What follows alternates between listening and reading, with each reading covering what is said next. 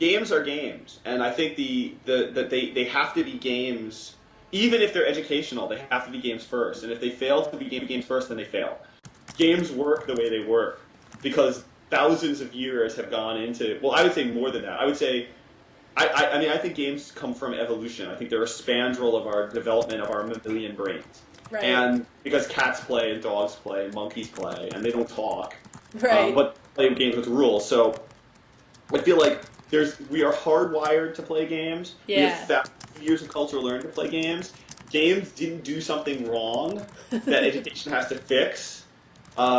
If a game doesn't work for something, it's because games won't work, but not because like the medium of games needs to transform. Educational games should be treated the way the phrase is, right? They're a subcategory of games. Frankly, when I started teaching, and I reported this to people when I started teaching, like the very first time I started teaching English in the Bronx, I was telling people like, oh, this is exactly like role playing. This is Yes.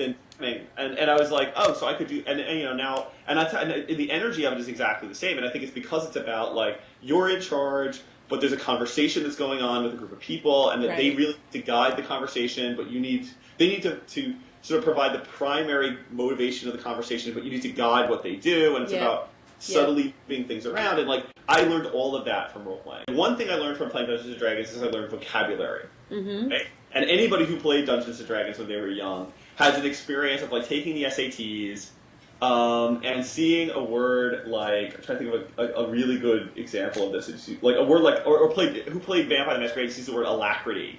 like the word 14 out of 15 on the SAT list. Yeah. But everybody who ever played the Vampire RPG knows what that word means because there was Right. a pattern called that, and that's what it did. Right.